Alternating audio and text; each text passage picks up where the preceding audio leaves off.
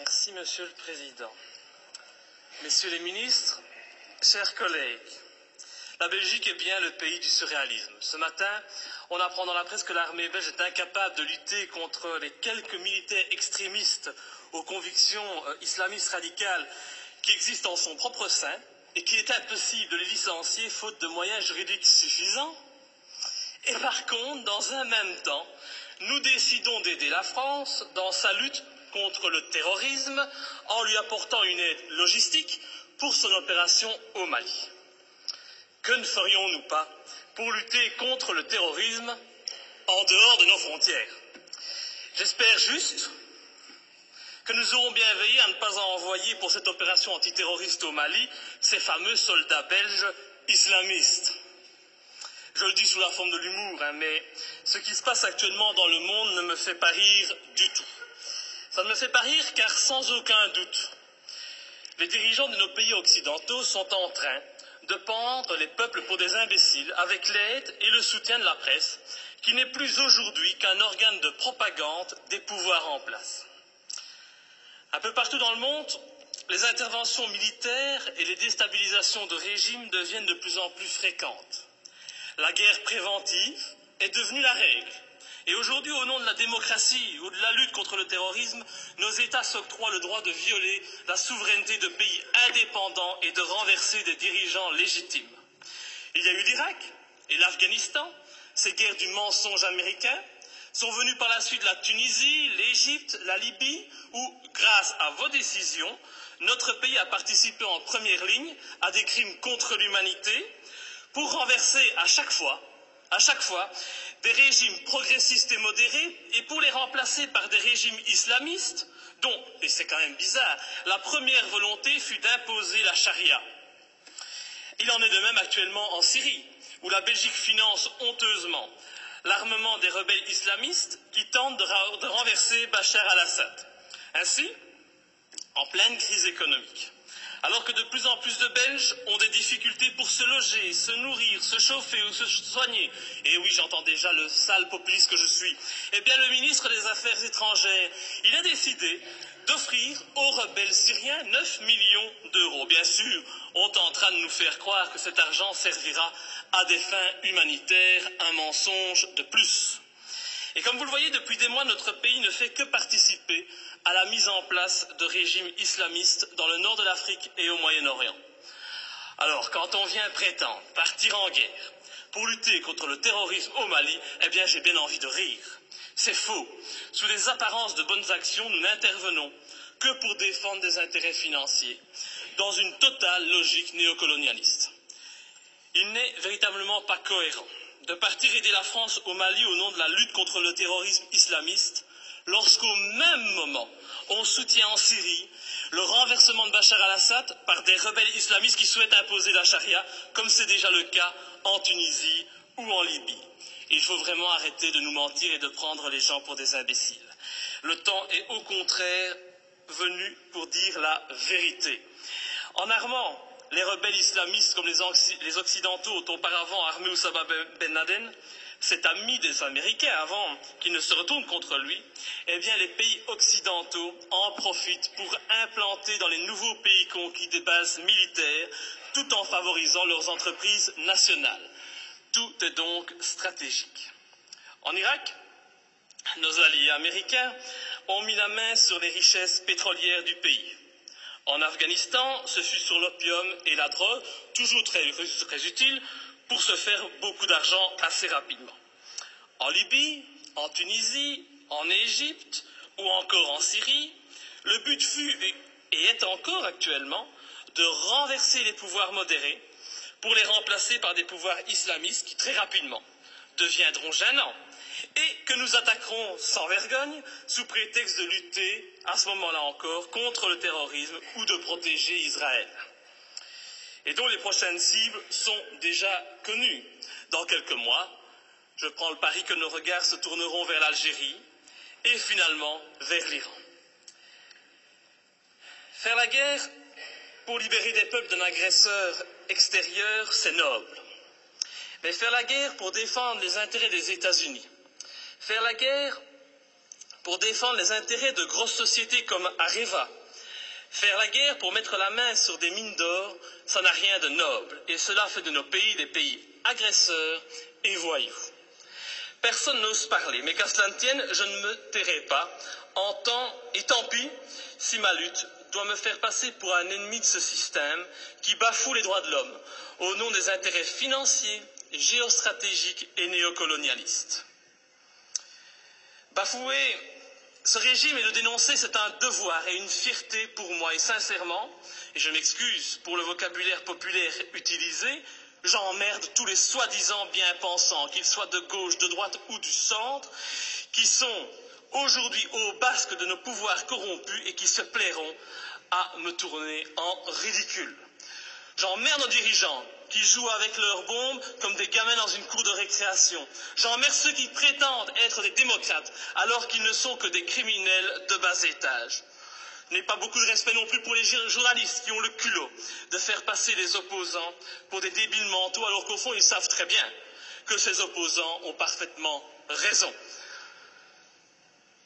Je méprise enfin au plus haut point ceux qui se prennent pour les rois du monde et qui nous dictent leurs lois, car moi je suis du côté de la vérité, du côté de la justice, du côté de ces victimes innocentes du pognon à tout prix. Et c'est pour cette raison que j'ai décidé de m'opposer clairement à cette résolution qui envoie notre pays soutenir la France dans son opération néocolonialiste.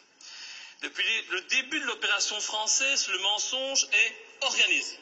On nous dit que la France ne fait que répondre à l'appel au secours d'un président malien. On en oublierait presque que ce président n'a aucune, mais aucune légitimité et qu'il a été mis en place pour assurer la transition suite au coup d'État de mars 2012. Qui a soutenu ce coup d'État? Qui en est à la base? Pour qui travaille ce président de transition? Voilà le premier mensonge. Le président français François Hollande ose prétendre mener cette guerre pour lutter contre les djihadistes qui menacent, rendez-vous compte, le territoire français et européen. Mais quel vilain mensonge, en reprenant cet argument officiel, tout en profitant pour effrayer la population, en augmentant le niveau de la menace terroriste, en mettant en œuvre le plan Vigipirate. Nos dirigeants et les médias font preuve d'un culot inimaginable. Comment peut-on oser sortir un tel argument alors que la France et la Belgique n'ont pas hésité à armer et soutenir les djihadistes en Libye et que ces mêmes pays continuent actuellement à soutenir ces djihadistes en Syrie? Ces prétextes ne servent qu'à cacher des desseins stratégiques et économiques. Nos pays n'ont même plus peur de l'incohérence, car tout est fait pour la cacher. Mais l'incohérence est pourtant bien présente. Ce n'est pas demain que vous verrez un Malien venir commettre un attentat en Europe. Non, à moins qu'on en crée un subitement pour mieux justifier encore cette opération militaire. On a bien créé le 11 septembre pour justifier l'invasion, l'arrestation arbitraire, la torture et le massacre de populations innocentes. Alors créer un terrorisme malien, bon, ça ne doit pas être trop compliqué pour nos dirigeants sanguinaires. Un autre argument utilisé pour justifier ces derniers mois les opérations militaires, c'est la protection des droits de l'homme. Ah, cet argument est encore utilisé aujourd'hui pour justifier la guerre au Mali. Mais oui, nous devons agir, car sinon les méchants islamistes radicaux vont imposer la charia au Mali, lapider les femmes et couper les mains des voyous. Oh, c'est vrai que l'intention elle est noble et salvatrice, c'est sûr. Mais pourquoi alors? Mais pourquoi, bon Dieu, nos pays ont-ils alors participé à l'accession au pouvoir en Tunisie et en Libye d'islamistes qui ont décidé d'appliquer cette charia dans ces pays qui étaient, il n'y a pas si longtemps de cela encore, modernes et progressistes? Je vous invite à demander aux jeunes Tunisiens qui sont à la base de la révolution de Tunisie s'ils sont heureux de leur situation actuelle. Tout cela, c'est de l'hypocrisie. L'objectif de cette guerre au Mali est très clair. Et puisqu'on n'en parle pas, je vais en parler. L'objectif, c'est de lutter contre la Chine et permettre à notre allié américain de maintenir sa présence en Afrique et au Moyen-Orient. C'est cela qui guide ces opérations néocolonialistes. Et vous verrez, quand l'opération militaire sera terminée, La France conservera bien entendu des bases militaires au Mali. Ces bases serviront aussi aux Américains. Et en même temps, parce que ça se passe toujours comme ça, des sociétés occidentales mettront la main sur des contrats juteux qui priveront de nouveau les pays recolonisés de leurs richesses et de leurs matières premières.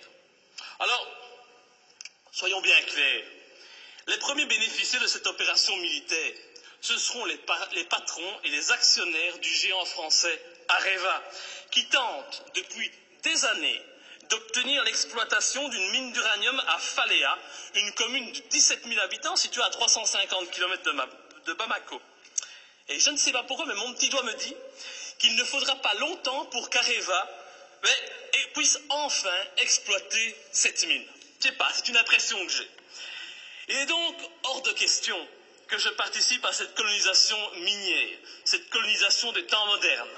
Et pour ceux qui doutent de mes arguments, je les invite sincèrement à se renseigner sur les richesses du Mali. Le Mali est un grand producteur d'or, mais depuis peu, il a été désigné, comme étant un pays qui offre un environnement de classe mondiale pour l'exploitation d'uranium. Mais comme c'est bizarre, un pas de plus vers une guerre contre l'Iran, c'est une évidence.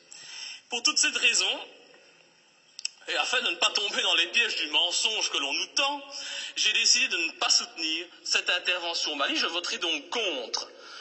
Et ce faisant, je fais preuve de cohérence, puisque je n'ai jamais soutenu par le passé nos interventions criminelles en Libye ou en Syrie, me profilant de la sorte comme le seul parlementaire de ce pays à défendre la non-ingérence et la lutte contre les intérêts obscurs. Je pense vraiment qu'il est grand temps de mettre un terme à notre participation à l'ONU ou à l'OTAN et de sortir de l'Union européenne si cette Europe, au lieu d'être un gage de paix, devient une arme d'attaque et de déstabilisation de pays souverains aux mains d'intérêts financiers et non plus humanistes. Enfin, je ne peux qu'encourager notre gouvernement à rappeler au président Hollande les obligations qui résultent de la Convention de Genève en matière du respect des prisonniers de guerre. J'ai en effet été outré d'entendre à la télévision, de la bouche du président français, que son intention était de détruire, je dis bien détruire, les terroristes islamistes. Alors je ne voudrais pas que la qualification utilisée pour nommer les opposants au régime malien, c'est toujours pratique aujourd'hui de parler de terroristes islamistes, soit utilisée pour contourner les obligations de tout État démocratique en matière de respect des droits des prisonniers de guerre. Nous attendons un tel respect de la patrie des droits de l'homme. Enfin, et pour terminer, permettez-moi de souligner la légèreté avec laquelle nous décidons de partir en guerre. Tout d'abord, le gouvernement agit sans la moindre autorisation du Parlement, il paraît qu'il en a le droit. Il envoie du matériel, des hommes au Mali. Le Parlement réagit par la suite, et quand il réagit, comme aujourd'hui, eh bien, cette institution n'est composée que d'un tiers de ses membres. Encore beaucoup moins si on parle des élus francophones. C'est donc une légèreté coupable qui ne m'étonne pas vraiment, venant d'un Parlement de toutous soumis aux diktats des partis politiques. Je vous remercie. Monsieur le ministre des Affaires étrangères.